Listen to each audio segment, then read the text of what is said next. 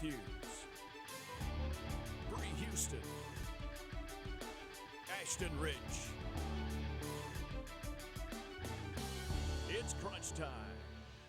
Welcome back to Crunch Time. Jeff Matthews, Bree Houston, Ashton Rich, once again in the studios of 91.9. A lot of things going on in the football world, in the sports world, and we're going to get into it today. Let's go ahead and start Crunch Time. Bree, how was your weekend? The weekend was great, filled with family. Actually, my parents came up to town, and we did a little Clarksville exploring. You saw some family this weekend, too? I did see family this weekend. Man. They came to me, though. I had to go to my family. That's usually how it is for me, Yeah, for the most so. part. I drive down to Jackson. Understandably, though, it's quite a bit of a drive. But more importantly, though, a lot of big things going on in the NBA. We'll just touch on it for a second. 2 big trades, and James Harden turned down a huge contract, so, The contract James Harden turned down, I actually was kind of shocked over. I mean, He really- 2 years, it was $100 million, I believe it was. he does not want to be in Houston. I get that, but I was thinking about it the other day. I was like, it's probably hard to turn down $50 million a year. Yeah. I mean, anyway. Ooh, and then I saw he wants to go to the Nets. Yep. Is where Can you his imagine him and KD and Kyrie? Oh, there's only no shots to go around. Oh my goodness, I think it'll be wild to see it. KD and James will be arguing about, no, you should let me take that shot. No, let me take that shot. And Kyrie's gonna be quoting philosophy in the corner. Like it's gonna be ridiculous, but it'll be fun to watch for sure. Do you remember absolutely. when the Nets did this some years ago? They had Kevin Garnett, Kev Price. Paul Pierce. Paul Pierce, thank Yeah. you. And they tried to do the big 3, and it did not work. I Yeah, had a friend who's from New York. He was like, oh, yeah, they're going all the way. And I'm like, there's too many superstars Yep. on the They team. they tried to do the same thing the Celtics did already, but like 8 years too late. So- yeah, and it didn't work out. So I'm interested to see how it's going to play out. It'll be If he it's- gets there. It's definitely going to be something that I think everyone in the sports, if you're involved in the sports world, I think everybody's going to be. This is the story to follow. Sure. I mean, this is kind of, I think, the biggest thing to look at. I mean, how long has he been with the Rockets? He's been there quite a while, 5 years. Yeah, I would think think? he's been there for some time. Because after he left OKC, he was a 6th man. He wasn't even starting. And then he went to Houston, and it was his team. Yes. So I was kind of surprised when they did the trade to get Westbrook over there, and it worked out the way it did. But I don't know. I don't Hey, know. both of them about to be gone now. It's crazy. That team is up for grabs. Well, let's jump into the high school realm of sports. Not a lot going on for the Clarksville area. It is playoff season. Second rounds of playoffs happened this past weekend. 2 teams kind of remain. There was 3, but Stewart County, Giles County, Stewart County takes the win, 35-28. And then kind of the big game in Clarksville, Clarksville Northeast versus Clarksville High School. Clarksville Northeast, the Eagles take it 17-15. Kind of a big deal for Clarksville Northeast. They have been playing good basically all season long. They have a great passing game, kind of establishing that run game. Coming into that game against Clarksville High School, I mean, they just kind of showed up. I mean, it was a nail-biter, but I mean, the team who wants it more gets it. Yeah, and Jeff, it's no secret, I've mentioned a couple of times, I do a public address for Northeast, and being at the game and watching it, it was odd, to put it for lack of a better term. I don't want to try and let any biases come out, but I definitely feel like the game wasn't very evenly called. Okay. Because there was just small things here and there that, like the referee, the white hat, didn't throw a single flag on Clarksville High School the entire game, but he threw at least 4 or more on Northeast. So just small things like that. Right. And there was a clear, blatant helmet-to-helmet hit that I saw that had no flag thrown on it. I have the video where, the guy takes a 6-yard run up and just, helmet-to-helmet hits a receiver who dropped the pass anyway. So it's small things like that. Obviously it's high school. They're not professional referees. You want to give them the benefit of the doubt. But it's, once or twice is mistakes consistent as a pattern. So, nevertheless, Northeast did get the win. They get to travel to take on Henry County this week, this Friday night against the Patriots. So tough hill to overcome there. The last time they played Henry County, it was a blowout. beatdown? Yeah, it was a beatdown. It was a beatdown. Yeah. It was tough. Well, you talked about officials in high school football, and I think that's an interesting topic because there are so many times where I have watched high school football games where I felt that the official made a key mistake that alters the outcome of the game, and that happens in every sport. Officials do make those mistakes, But, man, sometimes it's just heartbreaking to see those mistakes happen. And, like, as a fan, you can't really do anything about it, right? Run out on the field, get arrested. But, I mean, one game that comes to mind is Sycamore at Harpeth that I covered.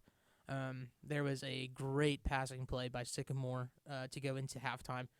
Threw it straight to the back left corner of the end zone, toe-tapped it in, called incomplete. It would have given Sycamore the advantage because they were getting the ball back, I believe, at beginning of the third, and then they would have also been up in the score. So those moments like that, I feel like they really shift how the game outcome happens. Yeah, and ultimately you just kind of have to trust that the referees are making, like, they're being genuine with their calls. So, it can be tough because, especially if you're the home team and you feel like, even if the penalties are going against you because they should be, like, you can start to feel like, wow, the referees are just against us. Right. And, there's no instant replay. There's no booth to overturn stuff. So it's difficult. I would argue that being a high school referee is more difficult than being a professional referee because you don't have that safety blanket. You've got to be perfect with your calls, so to speak. Bree, let me ask you this. Do you feel that we will see an implementation of instant replay in the high school world? Definitely not. Okay. Because that's more money having to go into a program. And some of these high schools don't have the money. Yeah, don't have the money. They would have to put on fundraisers and to think of the things they would have to do to get that money. With COVID now, some of the things will not, be okay to have at school due to COVID regulations. You think about, like, the bake sales, the car wash. You might be able to do a car wash, but I just don't see them putting that much technology, and that's another step of, okay, where do we set this up?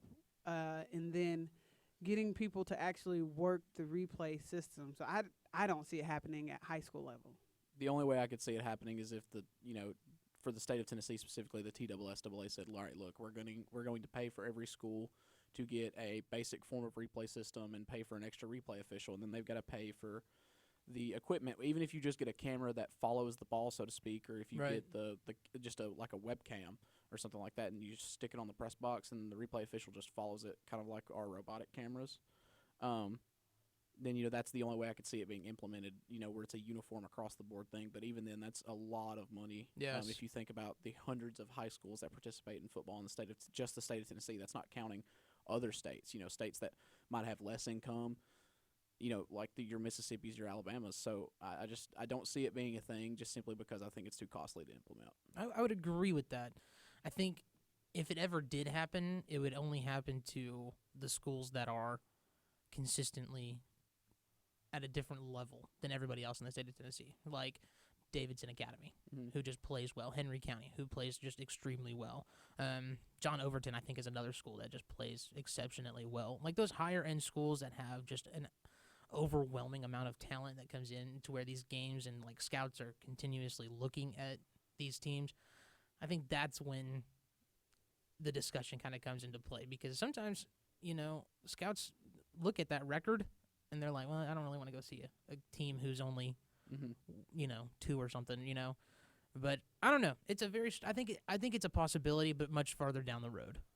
One thing we nearly forgot to mention on the topic of high school football, the Dobbins-Bennett-McMinnville game from this past Friday night was canceled literally 5 minutes before kickoff due to a positive COVID test is what was reported on the McMinnville sideline. So it was a packed house. It was 15,000 strong at the stadium from what I understand. And that was, I think the TSSAA early this week was trying to figure out what to do with that game. But to me, it kind of comes across as a little bit of gamesmanship from McMinnville, especially when you're playing, one of the premier teams in Tennessee, in East Tennessee and Dobbins-Bennett. So whether it was or was not, it still seems kind of shady that you canceled the game like literally less than half an hour before kickoff. Yeah, that's a little weird. But I mean, in playoffs, I might be wrong. If you're canceling a game, how do you make up a game in the playoffs? I'm not sure. There was talk, at least that night, that they could have played it like the next day or something like that. But to my knowledge, I haven't actively sought out this information, but I've seen no word on. Right. Last I checked, which was last night actually, I was looking at the brackets because I was on the phone with my dad and he had asked me some things, and the bracket still said that the game was canceled. So I don't think there's been Wow. any updates yet. See, I didn't hear anything about that, to be honest with you. Neither did I. And really, the only reason I heard it is because Bob Belvin for ESPN Clarksville happened to be in the booth with me, and he got it, like on Twitter or through text. Right. So I happened to hear it secondhand off of him. Well, that is super interesting. We're going to jump into the SEC world. Now, I did add other teams that are not in the SEC to this list for this week just because there was only 3 SEC games. So I'm going to go ahead and jump into that. Kentucky 38, Vanderbilt 35, keeping it close. Mississippi 59, South Carolina 42, Florida 63, Arkansas 35, Wisconsin 49, Michigan 11, Oregon 43, Washington State 29, Notre Dame still perfect, 45 to Boston College 31, and then Miami's doing really well this season, 25 against Virginia Tech's 24. Like I said, some of these games were just kind of fun to watch. I've always been a fan of watching Michigan because I like Jim Harbaugh. I think he does better in the NFL than he does in college. But with that being said, he's the reason why I like to watch Michigan play. But, man, they got beat badly. And it seems like almost every year at this point, I'm kind of opposite. Like, I like Jim Harbaugh. I'm just not a fan of Michigan as a program. Okay. It's just something about Michigan. I don't like Ohio State either, for that matter. So it's not like I'm one of those. I don't really claim a Big Ten team. I guess if I had to claim one, it'd be maybe Maryland. I don't know, just because they got cool jerseys. Yeah. But doesn't it seem like every year now for the past 4 or 5 years, or at least since Harbaugh's been there, Yes. they come in and they're ranked top 10, top 5, and then by week 5 they're unranked or Yes. they're in the 20s. Yes. Or I just think that if you're Michigan and you're this blue chip program, don't you expect a little bit better of yourself? And if you do, why haven't you made some type of change? Why are you saying, well, he's going to put it together? It's only year 6, but he's going to put it together. I was about to say, I think at this point, Jim Harbaugh, is on his way out. I would agree. Yeah, I mean, if you're struggling as much as he is, there's a reason why they brought him in, and they thought he could win, and he had chance after chance. And if you're not able to at least show a sign of consistency in the winning column, those people, they want you out. Well, the other big issue is if I remember correctly, he hasn't won against Ohio State since he's been there, and that's their game. If you guys don't know that, it's Michigan versus Ohio. That is one of the biggest rivalries, in my opinion, in college football. And that one, he hasn't won since he's been here. And I think that's a bigger issue for Michigan as a school than everything else. It kind of gives you that little brother concept when you haven't won that rivalry in a while. Just the same thing with Tennessee and Alabama and Tennessee and Florida. If you haven't won in a while, you start to think man, are we you start going into games thinking, well, how much are we going to lose by? Instead of can we win? Exactly. How much can we win by? Yeah. Right. And I think Michigan has been a great defensive team ever since he's been there. That's not been the question. The problem has been their offensive scheming, which I realize it's the Big Ten, and the Big Ten loves their 80s, 90s powerhouse, single back, whatever football. Your Wisconsins of the world that run I-form, and your Michigans that run a traditional kind of pro style approach. But I think you kind of have to, when something's not working consistently, you have to figure out, okay, well, where's the kink in the system? And at some point, you have to realize maybe giving the ball to a running back 40 times a game is not how offense is meant to be played in 2020 when you've got such great athletes everywhere on the football field. So I think to be honest, Michigan could be a very competitive program if they could fix their struggles offensively. Now they did just graduate a bunch of people to the NFL last year. They did. And so really the only person that performed for them last year that returned was their running back Charbonnet. And so, but they're struggling a little bit. I think they just got to get some things figured out. But one of the scores that jumped off there to me was, I've been following this team closely, Miami and Virginia Tech, because Miami has been super fun to watch this year. Yes. If you haven't watched them, De'Aaron King is been playing excellent from them, the transfer from Houston quarterback, and they've got Cameron Harris, their running back, is exciting. Their defense plays well. They've got a couple defensive ends that really fly off the edge, and Miami's an exciting team to watch. They are, and they've been doing so well this season. I mean, I don't know what they're going to look like next year, but I think they could be a super dangerous team. Especially later in the season when they start to figure some things out. They kind of got unlucky with the draw and got Clemson early in the season. They kind of got steamrolled. Yes. But Clemson kind of does that to everybody, so it's not. Except Notre Dame. Even then, they didn't steamroll Notre them. Dame. Yeah, and I think that one was interesting because that was a fun game to watch. I went into the game thinking, oh, well, Clemson's gonna because Notre Dame's done this for years. They come into big games and just can't win, and I was kind of I'm not gonna say pleasantly surprised, but I was a little surprised from what I saw from both of those programs on that particular Saturday. One of the games that really caught my attention was the Vanderbilt-Kentucky game. it's like this whole season we've been slandering both teams, and they meet up. And I was kind of surprised at the numbers that Vanderbilt put up, and even more surprised that Kentucky won by 3 points. But it doesn't help when you have, or it helps a lot when you have a Chris Rodriguez in the backfield, averaging 11.5 yards per carry, 2 touchdowns. So, I mean, he really had a good game Saturday, which helped. But, I mean, this was a good game to watch and very entertaining the whole time. You know, we hear the term three-headed monster in the backfield all the time, especially with a running quarterback. Kentucky, it's really more like a four-headed monster, no joke, because they've got 3 really stout backs, and their quarterback, Terry Wilson, can run too. It's true. I think we've followed, we always do this SEC roundup every week, but, I mean, Kentucky's been that team that I've always kind of kept my eye on. You know, sometimes I can't always watch the games, but I always do try to keep my eye on Kentucky because they feel like an outlier sometimes. Like, sometimes they'll go into games where you're just like, oh, I don't know. But then they kind of stun you, and you're like, oh, my gosh, Kentucky, what the heck? And then sometimes they'll go into games like this one against Vanderbilt. I expected Kentucky to kind of go into this game and just win it. I didn't expect it to be this close. Right, and I think that's more on Vanderbilt. I think Vanderbilt played fairly well and stuck true to their game and were able to kind of come out and at least put pressure on the Wildcats. But, I mean, I don't know. I think Kentucky is somewhat inconsistent. They go out and they can perform and they can play well, and I think that they can compete with the higher SEC teams, such like, Tennessee or South Carolina, these other teams, even Alabama in some instances maybe. But they're not consistent enough with it. And I think if they can work on that, if they can just go out and play how they can on the great days, they could be a really dangerous team.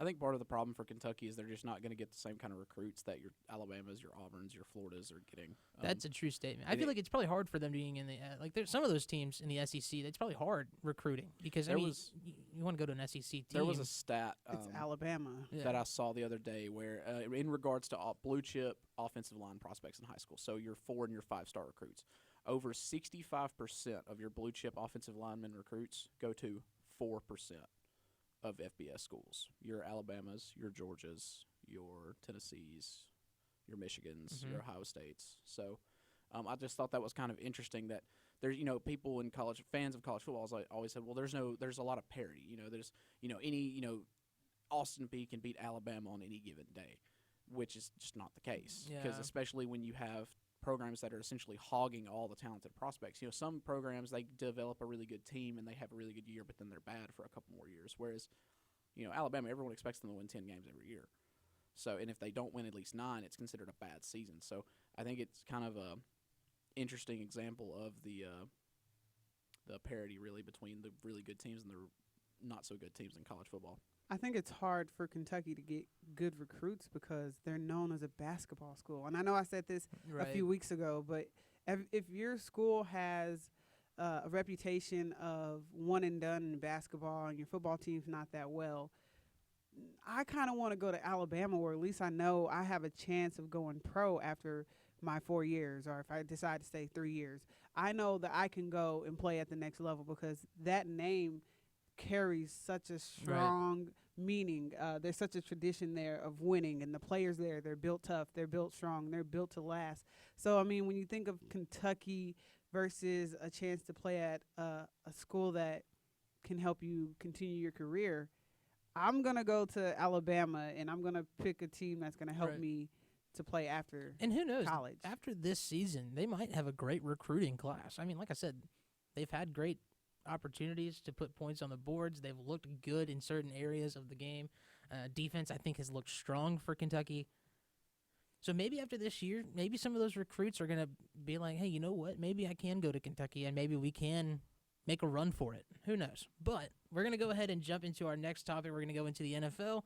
Titans versus Colts. Titans get not a good game. 17-34. Colts take the win.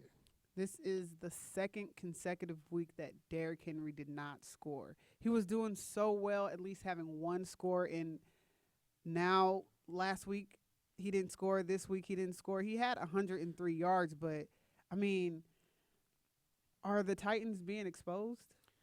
I think this game in particular was kind of – the score is a little misleading.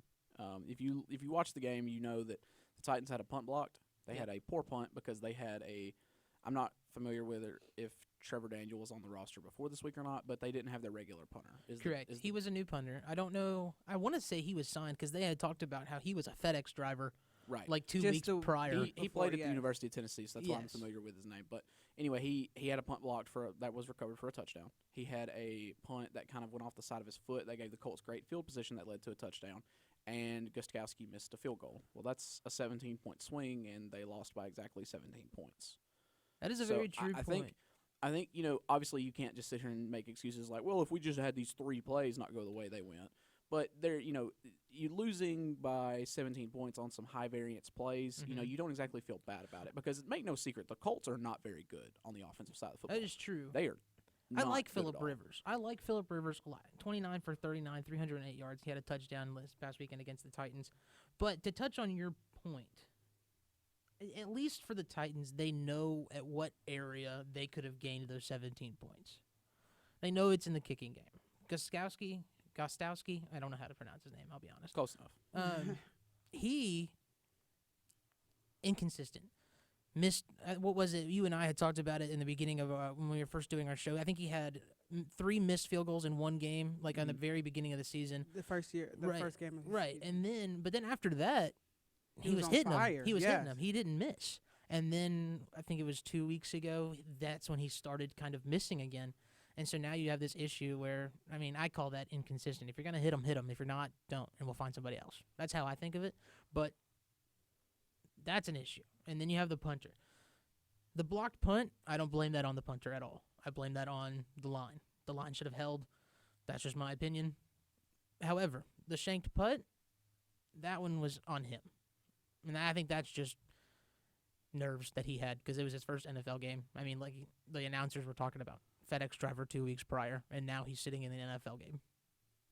Yeah, absolutely. And I think, like you mentioned, the Colts, Phillip Rivers had a big night, but he's been good this season, statistically at least. But, watching him, you're kind of take the Rivers off the back of his jersey, and you're wondering, why is this guy, okay, they're going to replace this guy. But, Right. granted, I love Phillip Rivers, as a, tough as nails, played in an AFC Championship game with a torn ACL, for God's sake. Yeah. So, excellent player, surely should be a Hall of Famer. But I look at the Colts and I'm thinking, how much better could this offense be if they had a quarterback? Because they put Jacoby Brissett in to throw a Hail Mary last week, I believe it was. That's kind of alarming whenever you're worried that your starting quarterback can't throw it more than 40 or 50 yards. Granted, that's a long distance, but isn't Phillip Rivers kind of known for having a big arm, at least historically? So it's alarming to me a little bit if you're the Colts. If you're the Colts, what do you think is the next, how do I want to word this? Let me ask you this one. If you're the Titans, what area are you looking to work on coming into next week? I think you just show up and you say, hey, guys, look, last week we had a couple tough breaks. Let's prepare for next week like normal. And let's just go out and let's play ball. Because I think that's ultimately what you want to do after a bad game is you just want to go out and play ball again. You want to get that stink off of you. So, they've got extra days to prepare for their next week's matchup. And I think it's going to be they're going to go back to the play-action game and with Derrick Henry and, hitting A.J. Brown on those in-breaking routes. And we're going to see, we're going to see if we can get Derrick Henry going and see if our defense can't make some plays. Derrick Henry is just a monster. he had 19 carries, went for 103 yards, but like Bree was talking about, just didn't get into the end zone. Janu Smith had a 1 carry, 1 yard, 1 touchdown. Titans always have opportunities to put points on the board, it feels like. Sometimes they just kind of get into this area where they don't capitalize on those moments. So it'll be interesting to see where they kind of keep going in towards the season. I think that they have a chance to take the playoffs. I don't know if they're going to make it far into the playoffs. I think that'll be the interesting look at it. But we're going to move on to the next game up on the docket. Steelers 36, Bengals 10. Did not look good for the Bengals, but the Steelers still stay perfect for the season. Ben Roethlisberger. Can we say Big Ben is back? 38 years old, playing like he did when they first went to the Super Bowl. He had an almost perfect game, 28 attempts, or excuse me, 45 attempts, 28 connections, 333 yards, 4 touchdowns. This is the first time he's had 4 touchdowns since 2018. Wow. And basically, he just played a great game. He said because he got a week of rest. He didn't practice at all last week because he was in such close contact with Vance McDaniels, the tight end who tested positive for COVID. So he said Friday night he threw the ball 50 times, but he just rested. So I think the Steelers, it worked. The Steelers are 9-0 right now. I think maybe they should let him rest next week too and see what he can do. But, I mean, I think he just knows how to win. He knows how to play. He's a great quarterback. 2 Super Bowls. I mean, age doesn't, like in this instant, age doesn't even seem like a factor. No, he's going out there slinging this ball like you were talking about. Like he's young. He's a young Ben Roethlisberger. I mean, had some injuries in his career, but he's come out this season, and now he's just kind of, I think, hungry for another Super Bowl. I also think he's wanting to retire pretty soon. So I think he wants to get another Super Bowl and then retire, like all quarterbacks do. What better feeling would it be to go out on top, to finish and make sure that you win another Super Bowl? That's the best way to leave the game, winning the Super Bowl. And I think that he makes his 4th Super Bowl appearance this year. I think he certainly can. I do think, though, I've been watching the Steelers a lot this year. I think he certainly played well. I will say that he has a excellent core of receivers. Deontay Johnson is one of the best separators in the league. He led the league last year in separation, like average amount of separation, like of yards on routes run. It was like 2.5 yards per route of separation, which is insane. Yeah, that's a lot. That's incredible. And then Juju Smith-Schuster is kind of an underneath route merchant. He does what he needs to. And then, Mapletron is kind of out there making splash plays. So if for those of you that don't know, Mapletron is Chase Claypool, the rookie Chase Claypool, not Chapel, from the University of Notre Dame. But, Jeff, go ahead and start. What do we got for the rest of the show here, man? We're going to jump into the Washington Lions game. Washington 27, Lions 30. That was a nail-biter because Washington almost makes the comeback. I mean, scoring, I think it was 17 points in the fourth quarter. I mean, they tried to make a run on it. Yeah, and just real quick, the return of Alex Smith, broke his leg over 700 days ago, was worried that he might lose his leg in surgery and gets his first start again as an NFL quarterback. You know what's amazing? His QBR is 76% QBR rating. So that's pretty impressive from just a year ago not playing at all to where he is now. It's certainly impressive that he was able to come back. I think it's like foregone conclusion, give him the Comeback Player of the Year award in the NFL just for even being able to play and even be passable, at a serviceable level. Absolutely. I mean, he was sacked twice, luckily. I mean, I feel like he's always going to be one of those players from now on. When he gets hit, everyone's going to freak out. Like, oh, no, stop. Yeah, everyone's just kind of like, get up. When he gets up. Right, but, I mean, he was sacked twice and was able to get up off of both of those. I mean, he just looks strong. I mean, I think this is what Washington really needed, was a stronger quarterback to come in and play this position. They just needed somebody to come out and lead. And with that being said, I mean, he has done a phenomenal job. 390 yards, almost throwing for 400. I mean, that's just incredible for who he is and the things that he's done. But that's going to do it for the show here today. Once again, I'm Jeff Matthews, Bree Houston, Ashton Rich in the studio with me in 91.9. Thank you so much for joining us, and we'll see you next week on Crunch Time.